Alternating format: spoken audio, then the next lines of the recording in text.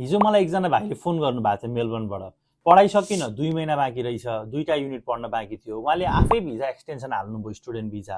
Unfortunately visa refuse भएर आयो। Refuse किन भयो त भन्दाखेरि चाहिँ फाइनेन्सियल रिक्वायरमेन्ट चाहिँ मिट भएन। द्याट मिन्स उहाँले $8,000 देखाउनु पर्ने थियो फाइनेन्सियल। उहाँलाई चाहिँ अब यो 2 महिनाको लागि मात्रै हो भन्ने लागेर चाहिँ उहाँले त्यो रिक्वायरमेन्ट्स मिट गर्नु भएन, भिजा रिफ्युज भएर आयो। अब यो रिफ्युजले गर्दा उहाँलाई के इम्प्याक्ट गर्यो त भन्दा फर्स्ट थिङ उहाँ एआरटी जानु पर्यो। सेकेन्ड थिङ भनेको उहाँले सब क्लास 485 टिआर हाल्न मिलेन। यदि तपाईहरुले पनि आफैमा आफ्नो भिजा हाल्छु भन्नुहुन्छ भने यस तपाईहरुले हाल्न मिल्छ, केही पनि फरक पर्दैन।